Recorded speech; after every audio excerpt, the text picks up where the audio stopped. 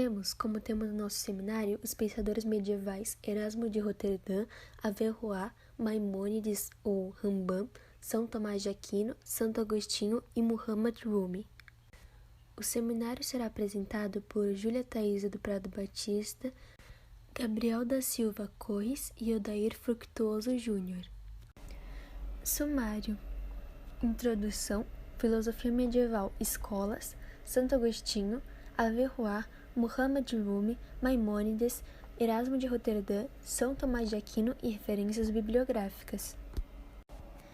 Nesse seminário apresentaremos 6 pensadores muito importantes da Idade Média: Santo Agostinho, Averroes, Muhammad Rumi, Erasmo de Roterdã, São Tomás de Aquino e Maimônides. Falaremos sobre biografia e contribuição com filosofia e religião, e enalteceremos suas mais importantes obras. Filosofia apostólica ou filosofia dos apóstolos. O nome mais conhecido dessa escola é Paulo de Tarso. Naquele período, entre os séculos I e II d.C., a grande preocupação ainda era a difusão do pensamento cristão, ou seja, espalhar a mensagem bíblica.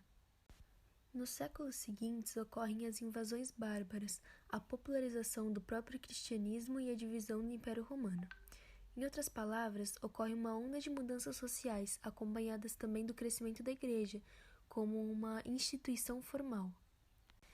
A filosofia apostólica recebe esse nome uma vez que esse cristianismo primitivo esteve baseado nos escritos de diversos apóstolos. O maior representante desse período foi Paulo de Tarso, o apóstolo Paulo, que escreveu muitas epístolas incluídas no Novo Testamento. Nos séculos III e IV, a filosofia medieval passou por uma nova fase relacionada com a apologia. Essa era uma figura retórica que consistia na defesa de algum ideal, nesse caso, a fé cristã. Os padres apologistas utilizaram as mesmas figuras de linguagem e argumentos para dialogar com os helenistas. Assim, defendia o cristianismo como uma filosofia natural, que seria superior ao pensamento greco-romano. Dessa maneira, eles aproximaram o pensamento greco-romano aos conceitos cristãos que estavam se disseminando pelo Império Romano. A filosofia apologética é uma defesa de algo ou de alguém através de certos argumentos. Assim, a apologia de uma pessoa tem a intenção de justificar suas ações ou ideais. Um caso típico é o diálogo de Platão, Apologia de Sócrates, na qual o autor defende a figura de seu mestre. A filosofia apologética cristã é uma defesa contra as críticas e ataques de outras correntes cristãs, judaicas ou pagãs. Um dos primeiros apologistas cristãos foi São Justino, que no século II d.C., em Roma, fundou uma escola de filosofia cristã contrária às outras doutrinas religiosas ou filosóficas. Filosofia patrística.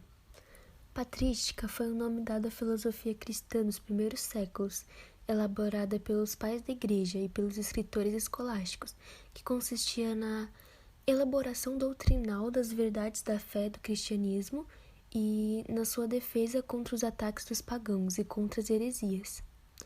Um dos importantes representantes foi Agostinho, que cristianizou Platão. Agostinho foi um neoplatônico seguidor de Plotino e trouxe algumas ideias platônicas para o cristianismo. Ele foi um dos propulsores da filosofia patrística. Com base nos ensinamentos de Platão, Agostinho buscava, através de seus ensinamentos, a conciliação entre fé e razão. Ele acreditava que a felicidade era advinda das virtudes e que o homem deveria buscar as fortalecer, abandonando suas paixões para que se tornasse verdadeiramente feliz. A escolástica foi o método crítico dominante de ensino nas universidades medievais europeias no período dos séculos IX ao XVI, que surgiu da necessidade de responder às exigências da fé. É mais um método de aprendizagem do que de uma teologia. A escolástica é baseada na tentativa de conciliação entre o ideal de racionalidade e a experiência de contato direto com a verdade relevada, tal como concebe a fé cristã, escolasticismo. A educação escolástica tinha como objetivo principal acabar com as dúvidas e controvérsias sobre a existência de Deus e os dogmas da Igreja, através da argumentação que unia a crença cristã, fé, e a lógica aristotélica, razão. O período da filosofia escolástica foi desenvolvido com a influência da era patrística, outro período referente à Idade Média. Dessa forma, foram pensamentos que surgiram devido à intensa influência do cristianismo na época. Isso porque a Idade Média é considerada a época em que o cristianismo atingiu o ápice. Por conta disso, foi necessário criar escolas capacitadas na formação de novos sacerdotes e pensadores. Vale lembrar que o período da Idade Média está compreendido entre os séculos 9 e 16. A origem do santo. Santo Agostinho foi um filósofo, escritor, bispo e importante teólogo cristão do norte da África, durante a dominação romana. Suas concepções sobre as relações entre a fé e a razão, entre a Igreja e o Estado, dominaram toda a Idade Média. Santo Agostinho, conhecido também como Agostinho de Hipona, nasceu em Tagaste, na cidade de Numídia, hoje Argélia, no norte da África, região dominada pelo Império Romano, no dia 13 de novembro de 354. Seu pai era pagão e sua mãe uma cristã devota que exerceu grande influência sobre a conversão do filho. Ele foi ordenado padre em Hipona, na Argélia, em 391. É considerado o maior teólogo do cristianismo e o maior filósofo desde Aristóteles. Agostinho realizou a primeira grande sistematização do pensamento cristão, incorporando as ideias de Platão ao cristianismo. Seu sofisticado pensamento serviu como base para toda a teologia cristã ocidental. Seus escritos contribuíram com o nascimento da patrística e foi nomeado doutor da Igreja no século XIII pelo Papa Bonifácio VII e faleceu em 430. Infância. A mãe de Agostinho se chamava Santa Mônica e ela sempre quis que seu filho se tornasse cristão, mas percebia que a hora de Deus ainda não tinha chegado, tanto que ela adiou seu batismo, com receio de que ele profanasse o sacramento. Aos 11 anos de idade, Agostinho foi enviado para estudar em Madauro, perto de Tagaste, e lá ele estudou literatura latina e algo que o distanciaria da fé cristã seriam as práticas e crenças do paganismo local e romano. Juventude conturbada. Com 17 anos, Agostinho foi para Cartago estudar retórica. Lá, embora tenha recebido formação cristã de sua mãe, passou a seguir a doutrina maniqueísta, que enxerga o mundo apenas como bem e mal, negada pelos cristãos. Além disso, ele se tornou hedonista, ou seja, seguidor da filosofia, que tem o prazer como fim absoluto da vida. 2 anos depois, ele passou a viver com uma mulher cartaginense, a qual teve um filho chamado Deodato. O relacionamento dos dois durou 13 anos. Durante todo esse tempo, Santa Mônica, a mãe de Santo Agostinho, rezava pela conversão do filho. Conversão ao catolicismo. Insatisfeito com as respostas que o maniqueísmo oferecia, Agostinho resolveu abandonar a doutrina e seu lugar é temporariamente preenchido por um profundo ceticismo. Em 386, ele procura Ambrósio, que teve uma influência decisiva para convertê-lo ao cristianismo.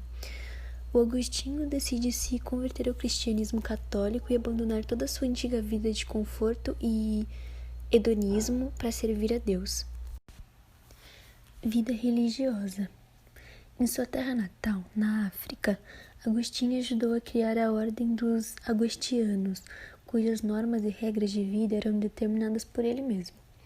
Santo Agostinho começou a liderança religiosa como padre, depois bispo adjunto, até ser nomeado bispo efetivo. Durante mais de 30 anos, ele foi responsável pela administração da igreja e das questões sociais e jurídicas da cidade de Hipona. A mensagem de Santo Agostinho.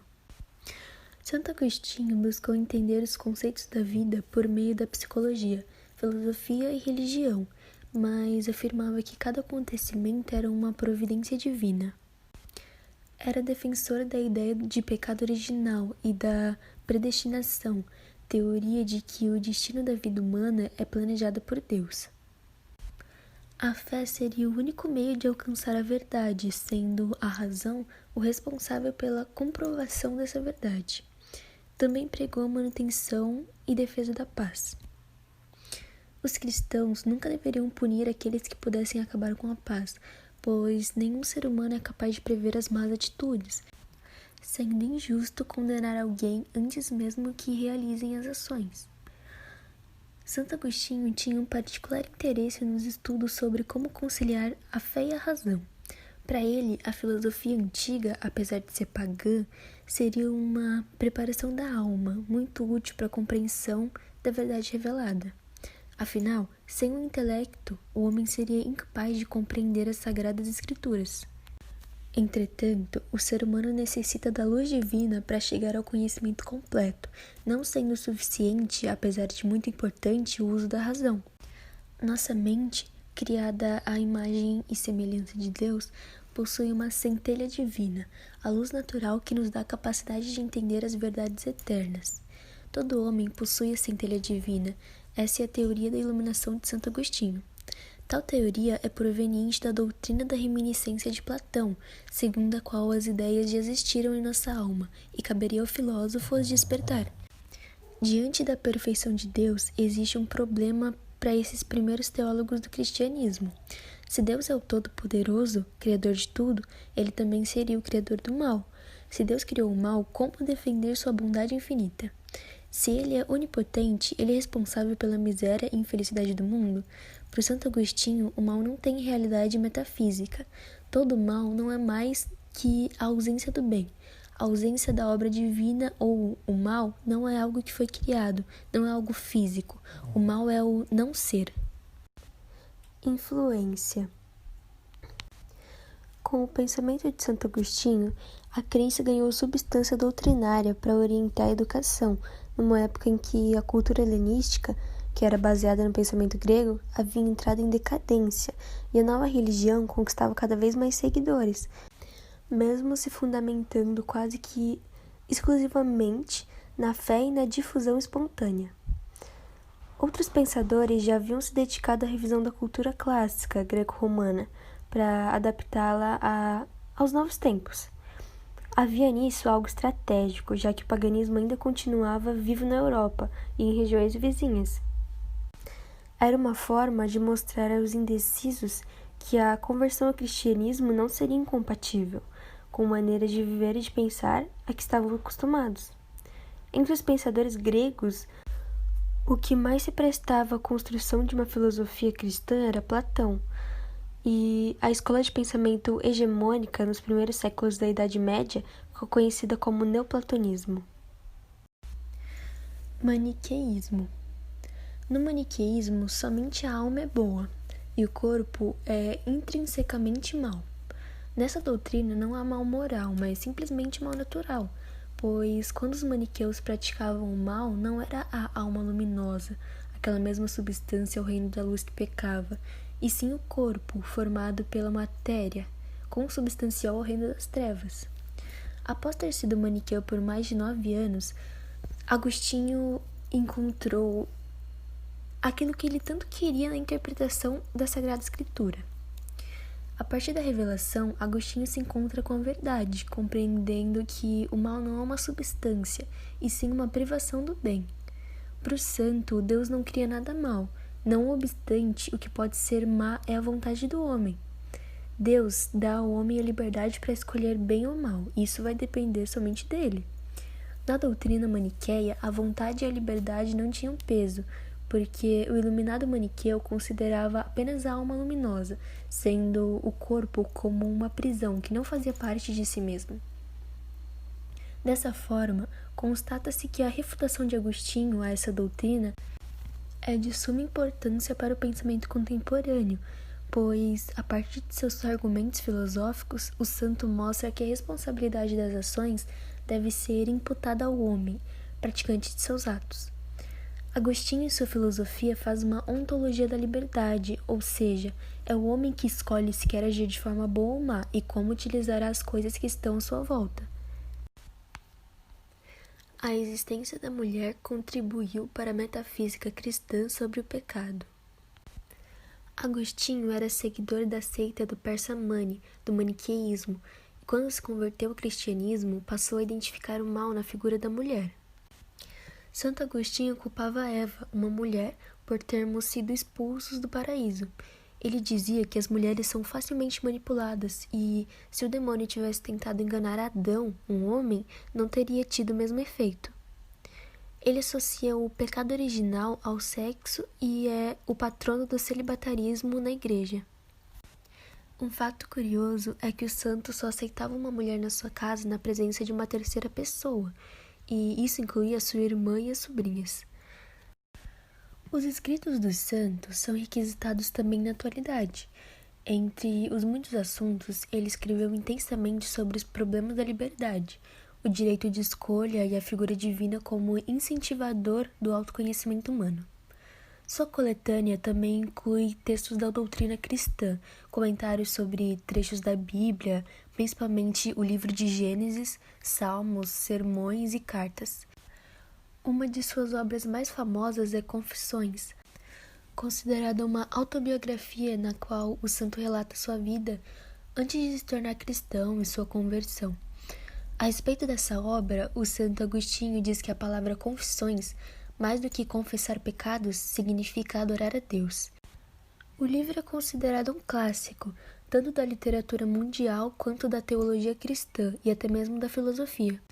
Outras de suas obras são A Cidade de Deus, Doutrina Cristã, Livre-Arbítrio, Trindade, A Catequese dos Não Instruídos, Fé e o Credo e a Mentira. Santo Agostinho é considerado o santo padroeiro dos teólogos, dos impressores e até dos cervejeiros. É relembrado no calendário católico e no anglicano no dia 28 de agosto, um dia depois do dia de sua mãe, Santa Mônica, em 27 de agosto. Nessa data é homenageado o bispo e doutor da igreja que foi e continua sendo um exemplo para todos os cristãos, Santo Agostinho.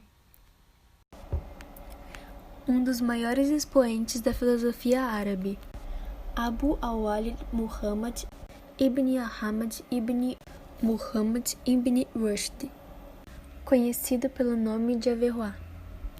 Foi um médico e filósofo hispano-árabe, membro de uma família de juristas, estudava medicina e filosofia.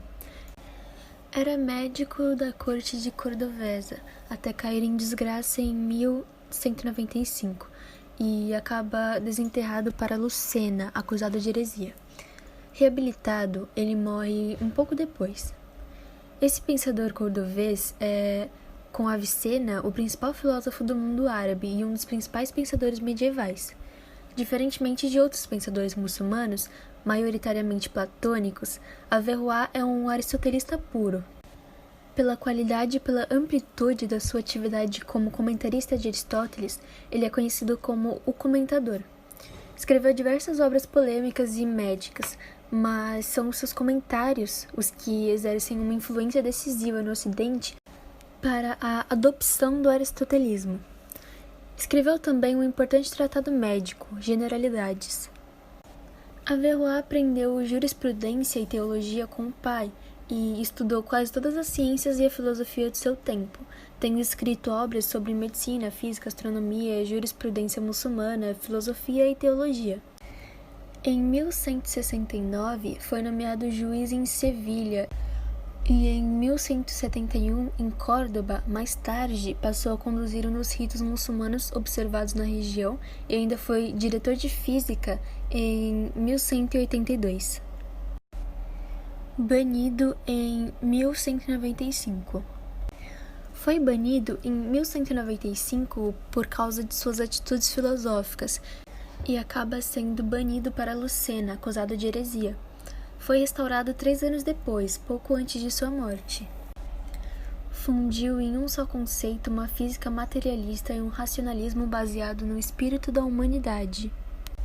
A originalidade de Averroá consistiu em fundir num só conceito uma física materialista e um racionalismo baseado no espírito da humanidade, presente no indivíduo, mas, ao mesmo tempo, a ele transcendente.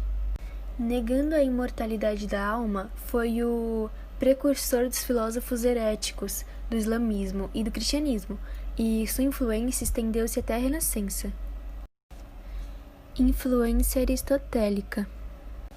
Para Averroá, Na filosofia de Aristóteles se encontra a mais alta verdade, sendo o filósofo grego um presente de Deus para auxiliar as pessoas a conhecer tudo que possa ser conhecido, em especial o conhecimento da verdade. A filosofia busca essa verdade através da razão, mas a razão filosófica, para Averroes, deve ser protegida e amparada pela religião, pois se tanto a filosofia como a religião buscam a verdade, não pode haver discordância entre as duas. Quando houver diferença entre as duas, o texto religioso deve ser interpretado utilizando-se dos instrumentos racionais da filosofia, porque na razão é encontrada a única verdade. As diferenças entre a filosofia e teologia são somente diferenças de interpretação. Averroes divide a inteligência, o entendimento humano, em duas partes, o intelecto potencial e o intelecto possível ou ativo.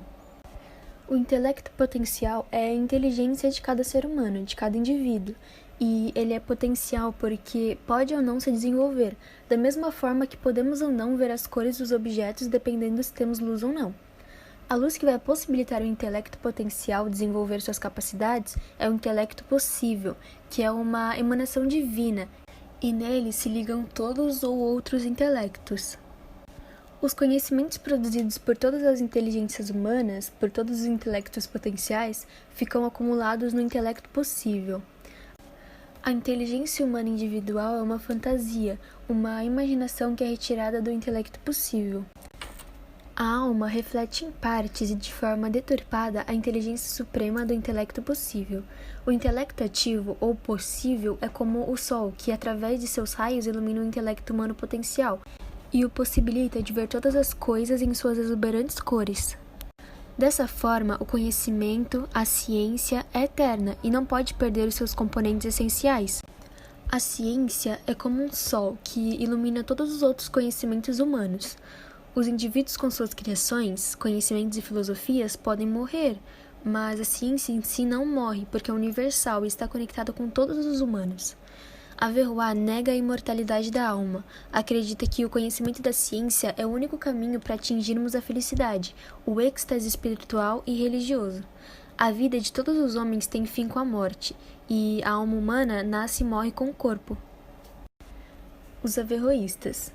Os averroístas aceitam, com Aristóteles, a concepção de Deus como um motor imóvel que move eternamente um mundo existente, não feito nem conhecido por ele. Essa tese da eternidade do mundo choca as concepções cristãs. Falam que a alma individual do homem é perecedora e corruptível, ou seja, não é imortal. Os averroístas defendem essa teoria da dupla verdade, a teológica ou da fé e a filosófica ou da razão. Então é verdade, de acordo com a fé, que a alma é imortal e o mundo é criado, mas também é verdade, de acordo com a razão, que a alma é corruptível e que o mundo é eterno. Averroes fez diversas obras, mas vale ressaltar A Incoerência da Incoerência. A Incoerência da Incoerência é um livro que fala de um importante tratado da época da filosofia islâmica clássica, onde o autor defende o uso da filosofia aristotélica dentro do pensamento islâmico. Muhammad Rumi foi um poeta, jurista e teólogo sufi-persa do século XIII. Ele nasceu no dia 30 de setembro de 1207, na província persa de Bactro, atualmente no Afeganistão. Entre 1215 e 1220, quando os mongóis invadiram a Ásia Central, Rumi, sua família e alguns discípulos deixaram sua cidade migrando para terras muçulmanas, incluindo Bagdá, Damasco, entre outras. Depois de peregrinarem para Meca, se instalaram em Konya. Em 1231, Rumi se torna discípulo de Termásia, um dos alunos de seu pai. Com a morte do mesmo, herdou a posição espiritual que ele ocupava, tornou-se professor e teólogo e pregava nas mesquitas de Konya. Erudito mestre da tradição sufi, poeta, jurista, professor e teólogo, Rumi foi considerado uma das maiores vozes da poesia mística de todos os tempos. A obra de Rumi é de difícil categorização. Nelas as histórias, cantos e poemas e os ensinamentos se mesclam. Ele declamava e seus alunos anotavam. Conta-se que a recitação de seus textos, no original persa, produz certa exaltação estranha e indefinível na consciência dos ouvintes. Na época do Rumi, há 8 séculos atrás, o sufismo já era generalizado na Pérsia. De acordo com muitos sufistas, as verdades essenciais do sufismo estão presentes em todas as religiões, mas o que o Rumi fez foi misturar o sufismo com a música, a dança e o amor, em tais proporções que seus escritos deixam de ser somente religião e misticismo para assumir características universais, cuja profunda ressonância espiritual cruza os limites da cultura e da geografia com facilidade. Ele se dedicou à sua obra-prima do sufismo, Masnavi, contendo 6 volumes. Hoje, sua obra tem sido tomada como uma espécie de símbolo global da espiritualidade não denominacional. Embora a popularidade e a fácil aceitação que Rumi desfruta desperte alguma surpresa. Um pensamento complexo que enfatiza, entre outras coisas, a consciência e o equilíbrio psicológico, a poesia de Rumi oferece certamente um antídoto contra o fanatismo e, quem sabe, uma ponte de aproximação entre o Ocidente e o Islã. Muhammad Rumi é autor das seguintes obras poéticas: Divan Kabir, que contém nos primeiros manuscritos mais de 3.000 poemas líricos. Estes refletem a intensidade mítico-amorosa e a força partilhada entre o encontro de Rumi e Shams Tabriz. Outra obra é o Masnavi, considerado seu maior trabalho composto em seus últimos anos, que contém mais de 25.000 versos autênticos. O Masnavi é um dos trabalhos mais influentes do sufismo, comumente chamado de Alcorão em persa. Foi visto por muitos comentaristas como o maior poema místico da literatura mundial. O Masnavi é uma série de 6 livros de poesia que juntos somam cerca de 25.000 versos ou 50.000 linhas. É um texto espiritual que ensina aos sufis como alcançar seu objetivo de estar verdadeiramente apaixonado por Deus. O sufismo é uma das 3 ciências fundamentais da religião islâmica. É aquela que lida profundamente com seus aspectos internos, voltado ao crescimento e aperfeiçoamento espiritual do muçulmano, e, portanto, algo que é estritamente necessário, ao menos em seu nível mais básico, para todos os muçulmanos. Os sufis, termos usados para praticantes do sufismo, sofreram perseguição dos muçulmanos em diversos momentos da história. A justificativa para isso era a ameaça do monoteísmo, do islamismo. Por outro lado, o Alcorão também serve como inspiração para o sufismo. Em meio a diversas formas de perseguição sofridas, um dos nomes importantes é o de Hissan ibn Mansur al-Hallaj, que foi crucificado no ano de 922 após declarar a seguinte frase: "Eu sou a verdade". Tamanha foi a perseguição contra os sufistas que eles tiveram que criar códigos para a propagação de suas ideias. Elaboravam poesias complexas, disfarçando as frases que pudessem ser entendidas como contrárias à existência de um único Deus. De todas as épocas do sufismo, o período onde alcançaram seu auge foi na Era Moderna, que fica entre os anos de 1550 e 1800. Maimônides. Rabi Moshe ben Maimon, conhecido como Maimônides ou simplesmente Ramban, é sem dúvida o mais conhecido representante da filosofia judaica na Idade Média. Nasceu em 1135 em Córdoba, na Espanha, e é um dos mais importantes pensadores medievais, sendo uma referência fundamental para os pensadores judeus até os dias atuais. Falecendo em 1204 em Fostat, foi enterrado em Tiberíades, Israel. Ramban, além de um importante pensador, foi um grande médico e teve estudos inclusive na área da astronomia e matemática. Maimônides viveu numa época onde os judeus estavam sendo perseguidos, então passou muito tempo da sua vida fugindo de perseguições religiosas.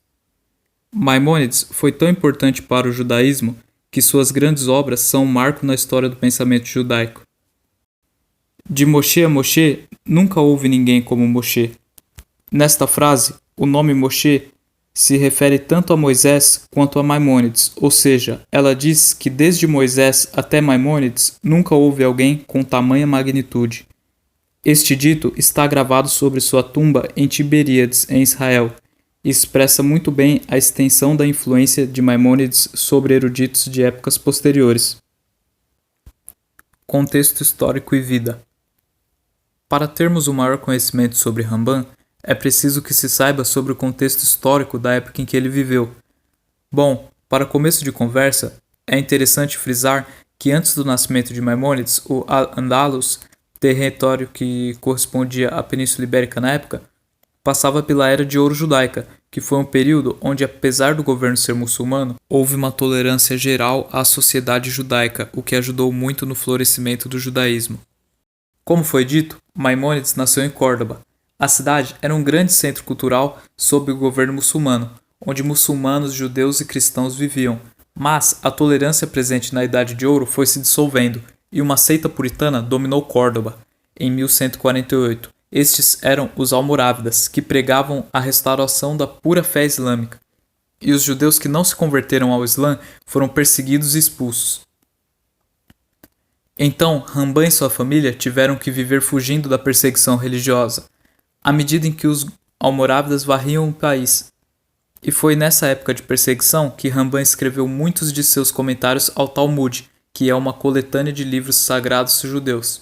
Até que em 1159 chegaram em Fez, em Marrocos, onde viveram por mais 5 anos. Maimônides estudou medicina e Torá durante esse período. Em 1164, a perseguição religiosa forçou a família a sair também de Fez, então eles foram embora para o Egito, onde o pai de Maimônides faleceu. Após o falecimento, a família foi sustentada pelo irmão de Maimônides. Naquela época, Maimônides começou a trabalhar em sua obra, Mishneh Torah, mas em 1171 o irmão morreu e Maimônides passou a exercer a medicina como forma de sustentar a família. Foi nesta conjuntura que ele deu início àquilo que mais tarde se tornaria uma carreira de sucesso como médico, chegando a servir como médico pessoal do grande vizir Al-Fadil e do sultão Saladin. Por volta de 1177, as obras eruditas de Maimônides tinham se tornado tão respeitadas que foi convidado a ser rabino-chefe do Cairo, uma comunidade judaica grande e influente. Apesar dessas responsabilidades, ele completou a Mishneh Torah logo depois, e 10 anos mais tarde, seu guia para os perplexos. São essas suas grandes obras que veremos a seguir. Mishneh Torah. A Mishneh Torah foi criada por Maimônides, pois era difícil para os judeus entenderem corretamente a linguagem condensada na Mishnah, que era a redação na forma escrita da tradição oral judaica, chamada de Torá oral. Maimônides procurou remediar esse problema compondo um código baseado na lei oral, organizado por tópicos. Mishneh Torah contém 982 capítulos e milhares de leis, divididas em 14 livros, com cada livro dividido em capítulos e cada capítulo desmembrado em discussões e leis individuais. Rambam esforçou-se para criar um código no qual o regulamento sobre um assunto específico pudesse ser prontamente localizado. A partir de sua publicação, a reação da obra foi extraordinária. Estudada e consultada por judeus de todas as partes, a Mishneh Torah foi logo aclamada como a obra mais notável da erudição judaica desde o Talmud, que foi uma coleção de livros sagrados dos judeus com o registro das discussões rabínicas que pertencem à lei, ética, costumes e história do judaísmo. Escrita em linguagem clara e cuidadosamente elaborada, tornou-se um modelo de composição sucinta e concentrada. Única em seu escopo, sem par em sua composição, a obra tem se mantido como o alicerce para todas as codificações da lei judaica desde então. A obra de Maimônides não apresenta fontes, mas, apesar disso, judeus no mundo todo fazem o estudo diário de Rambam e sua obra. O judaísmo. Para que haja um maior entendimento sobre Rambam e suas obras, é necessário conhecer sobre o judaísmo. O judaísmo é a religião monoteísta mais antiga do mundo. Originou-se por volta do século XVIII a.C., quando Deus mandou Abraão procurar a terra prometida. Seu desenvolvimento ocorreu de forma conjunta ao da civilização hebraica, através de Moisés, Davi, Salomão e etc., sendo que foram esses dois últimos os reis que construíram o primeiro templo em Jerusalém.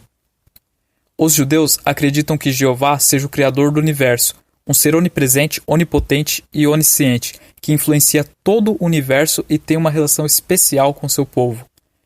O livro sagrado dos judeus é o Torá, também chamado de Pentateuco, revelado diretamente por Deus. Para o judaísmo, o pecado mais mortal de todos é o da idolatria, ou seja, a prática da adoração a ídolos e imagens. O Talmud é uma coletânea de livros sagrados dos judeus, um registro das discussões rabínicas que pertencem à lei, ética, costumes e história do judaísmo. É um texto central para o judaísmo rabínico. O Talmud tem dois componentes: a Mishnah, o primeiro compêndio escrito da lei oral judaica, e o Guemará, uma discussão da Mishnah e dos escritos dos sábios rabinos que frequentemente abordam outros tópicos. Se uma pessoa negar qualquer preceito ou conceito da Torá, é como se ele estivesse negando a Torá inteira, pois a Torá é uma unidade, uma só essência. Se uma pessoa desconhece algum princípio da Torá, ele é simplesmente considerado ignorante. Mas, se alguém é ignorante em um dos 13 princípios da fé de Maimônides, então ele deixou de conhecer o que é judaísmo. Ao formular os 13 princípios da fé, Maimônides percorreu a literatura judaica sagrada, estabelecendo os principais pontos da afirmação e crença no Deus único, e em sua revelação a Moisés, o líder do povo judeu. Quem é judeu? Hereditariedade e conversão. Nos últimos 3.300 anos, a definição universal aceita por todos os judeus, sem exceção, é a da Halachá, lei tradicional da Torá. Qualquer pessoa nascida de mãe judia é um judeu. Um não-judeu pode se converter para se tornar judeu, mas somente de acordo com as condições da Halachá, como a que diz que a conversão deve ser supervisionada por um Beit Din, tribunal rabínico, composto por eruditos, que se sujeitam à autoridade divina da Halachá e a seguem em suas vidas cotidianas. Guia dos Perplexos. No seu livro, Guia dos Perplexos, o Rambam mostra o caminho certo para o indivíduo. Apesar de sempre preocupar-se com o bem-estar da comunidade e do povo em geral, ele sabia muito bem que às vezes o indivíduo não se adapta às regras gerais. Por isso, escreveu o livro como a orientação para a vida. Durante a vida de Maimônides, muitos judeus observantes tinham sentido atração pelas obras dos antigos filósofos gregos, uma influência que era popular dentre os eruditos árabes da época. Enfrentando conflitos entre as concepções aristotélica e judaica do mundo, estes judeus se tornaram perturbados e abalados em sua fé. Preocupado com essa confusão e temendo suas potenciais consequências, Maimônides compôs seu guia para elucidar sistematicamente a filosofia básica e os dogmas religiosos do judaísmo. O guia não foi direcionado ao judeu decrescente, mas explicitamente projetado para judeus eruditos e devotos, como descreve Maimônides em sua introdução, que diz o seguinte: o objetivo desse tratado é esclarecer um homem religioso que foi treinado a acreditar na verdade de nossa sagrada lei, que conscientemente cumpre seus deveres morais e religiosos e, ao mesmo tempo, tem obtido sucesso em seus estudos filosóficos. O guia é dividido em 3 partes. A primeira é dedicada a discussões dos equívocos que podem surgir diretamente do texto da Torá, como aparentes contradições escriturais, antropomorfismos de Deus e similares. A segunda parte ataca problemas que brotam das incompatibilidades entre as abordagens científica, ou seja, aristotélica, e bíblica a Deus e ao mundo, e analisa extensivamente a legitimidade de aplicar o raciocínio aristotélico a questões de religião e da Torá. A seção final do guia está voltada a temas mais gerais, fundamentalmente religiosos, como a natureza do bem e do mal, o propósito do mundo, o significado por trás dos mandamentos, o caráter da pura devoção. Infelizmente, a linguagem filosófica na qual o guia é composto tem levado a um mau entendimento das intenções de Maimônides. Maimônides via a ciência e a filosofia como auxílios ao entendimento das leis de Deus, em vez de um fim a si mesmas. Apesar desses mal entendidos que se seguiram à publicação e ao fato de ter uma plateia específica, a influência do guia foi profunda tanto no círculo judaico quanto no não judaico.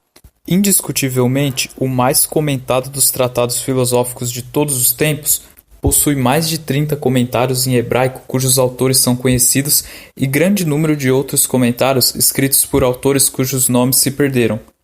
Traduzido em praticamente todos os idiomas europeus, é citado extensivamente nas obras de Aquino e outros. O mais significativo, porém, é que o guia foi responsável por abrir uma nova era de investigação judaica em questões de filosofia, servindo tanto como pedra fundamental quanto como um catalisador para obras subsequentes em seu gênero. Erasmo de Roterdã. Erasmo nasceu em 28 de outubro de 1466, na cidade de Roterdã, na Holanda. Embora associado a Roterdã, ele morou lá por apenas 4 anos e nunca mais voltou. Informações sobre sua família e início da vida vêm principalmente de referências vagas em seus escritos. Seus pais quase certamente não eram casados legalmente. Era filho ilegítimo de Gerhard, um padre católico, e pouco se sabe de sua mãe, apenas que o nome dela era Margaret e que ela era filha de um médico. Erasmo dedicou sua vida à teologia, cursando o seminário dos monges agostinianos e se ordenando monge. Foi um humanista e filósofo holandês famoso pelo seu amplo conhecimento dos mais diversos assuntos ligados ao conhecimento humano. Embora fosse clérigo e profundamente cristão, Erasmo de Roterdã ficou conhecido pela sua oposição ao domínio exercido pela Igreja sobre a educação, a cultura e a ciência. Era preciso muita ousadia para ir contra as instituições religiosas da época, que tinham um controle rígido sobre vários aspectos da vida das pessoas. De qualquer modo, ousadia individual fazia parte das atitudes que um número crescente de intelectuais começava a enaltecer no período de transição para a Idade Moderna, entre eles Erasmo. O pensamento que nascia defendia a liberação da criatividade e da vontade do ser humano, em oposição ao pensamento escolástico, segundo o qual todas as questões terrenas deviam subordinar-se à religião. O antropocentrismo, o predomínio do humano sobre o transcendente, era o eixo dessa nova filosofia, que seria posteriormente conhecida sob o nome de humanismo. A palavra deriva da expressão latina Studia Humanitatis, que significa ao aprendizado nas universidades de poética, retórica, história, ética e filosofia, entre outras disciplinas. Elas eram conhecidas como artes liberais, porque se acreditava que dariam ao ser humano instrumentos para exercer sua liberdade pessoal. Erasmo de Roterdã foi considerado o maior vulto do humanismo cristão. Foi aclamado príncipe dos humanistas. Os humanistas não aceitavam mais os valores e as maneiras de ser e viver da Idade Média. Valorizavam a produção cultural da antiguidade greco-romana como fonte de inspiração. Dedicou-se à leitura dos clássicos, tornando-se um dos homens mais cultos do seu tempo. Para ele, pagãos como Cícero e Sócrates mereciam bem mais o nome de santos do que muitos cristãos canonizados pelo Papa. Seu lema ficou famoso: São Sócrates, orai por nós. O sonho de Erasmo era uma Europa unida, com uma língua comum aproximando todas as pessoas. Humanismo. Para compreender melhor Erasmo de Roterdã, é preciso que se entenda sobre o humanismo. O humanismo foi uma tendência que surgiu no Renascimento e é um conjunto de doutrinas fundamentadas de maneira essencial nos interesses, potencialidades e faculdades do ser humano, sublinhando sua capacidade para a criação e transformação da realidade natural e social, e seu livre-arbítrio diante de pretensos poderes transcendentes ou de condicionamentos naturais e históricos, sendo uma vasta formação cultural que abrange o conhecimento de obras clássicas e o saber científico. Renascimento foi a expressão do movimento humanista nas artes, filosofia, música e nas ciências, cujas maiores manifestações ocorreram entre 1490 e 1560, podendo-se afirmar que toda a Europa se transformou. As condições para o início do humanismo e do renascimento devem ser procuradas nas transformações estruturais do período, surgindo em função do absolutismo e do crescimento da burguesia.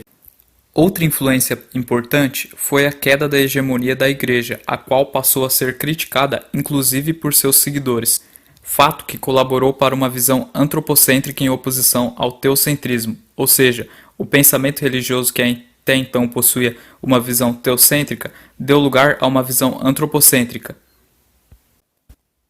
Então a visão onde Deus estaria no centro das preocupações humanas começou a se enfraquecer, e a visão onde o homem estaria no centro das realizações do universo humano começou a se fortalecer. Erasmo de Roterdã teve várias obras, mas sem dúvidas Elogio da Loucura, de 1511, é a sua maior. Ela é uma homenagem a Thomas More, grande amigo de Erasmo. Deve-se destacar que se trata certamente de uma das obras filosóficas mais divertidas de todos os tempos, uma vez que seu autor resolveu escrevê-la de modo francamente satírico em seus 68 breves capítulos. No texto, a loucura é apresentada em forma de personagem personificada como uma entidade viva, Ela faz seu próprio elogio e se demonstra imperatriz da humanidade, uma vez que ela é a mola oculta da vida e que ninguém lhe escapa. É assim, em tom de brincadeira, que Erasmo denuncia males reais como a ingratidão, a hipocrisia e a intolerância. Ele tinha por objetivo fornecer uma nova visão eclesiástica e renovar a Igreja, tentando mostrar à sociedade um espelho de si mesma. Erasmo coloca-se numa posição equidistante entre católicos e protestantes, zombando tanto da pretensão desses últimos, que reinterpretam o cristianismo, quanto da arrogância dos cristãos. Exatamente por isso, o pensador se torna a grande expressão do humanismo cristão do período. O livro influenciou diversos intelectuais de sua época, expressando uma importante tendência daquele tempo: combinar fé e razão. São Tomás de Aquino foi o maior expoente da filosofia escolástica. Ele nasceu em 1225 em Aquino, uma comuna italiana no castelo de Roca Seca. Uma de suas ideias centrais é a rejeição do absoluto antagonismo entre a razão e a fé. A razão e a fé seriam muitas vezes rios que desembocam no mesmo oceano. O pensamento de Tomás exerceu uma enorme influência sobre a teologia cristã, especialmente da Igreja Católica, mas também para toda a filosofia ocidental em geral. Sua influência no pensamento ocidental é considerável, e muito da filosofia moderna foi concebida como desenvolvimento ou oposição de suas ideias, particularmente na ética, lei natural, metafísica e teoria política. Suas obras mais conhecidas são a Suma Teológica e a Summa contra os Gentios. Santo Agostinho versus São Tomás de Aquino. Santo Agostinho cristianizou Platão e se baseou nele. São Tomás de Aquino obteve como base Aristóteles. O Santo Agostinho achava que o mal era a ausência de Deus e dividia o mundo entre o bem e o mal, e achava que a boa vontade era obra de Deus. Aquino achava que existiam dois caminhos para se chegar a Deus: a revelação cristã e a razão e os sentidos. Santo Agostinho fundamentou a moral cristã com elementos filosóficos da filosofia clássica. São Tomás de Aquino. Foi ele que, nas esteiras de comentários produzidos pela filosofia árabe da época, batizou o pensamento do filósofo grego Aristóteles. São Tomás de Aquino, como afirmou o filósofo Eric Voegelin, foi o ápice intelectual da escolástica. Agostinho foi o principal expoente da patrística. Seus estudos estiveram voltados para a luta do bem e do mal, maniqueísmo, bem como do neoplatonismo. Além disso, ele focou no desenvolvimento do conceito de pecado original e do livre-arbítrio, como forma de se livrar do mal. A Suma contra os Gentios é uma das obras mais conhecidas de São Tomás de Aquino. Foi escrita em 4 livros entre os anos de 1259 e 1265. É um livro sobre a verdade da fé católica contra os erros dos incrédulos.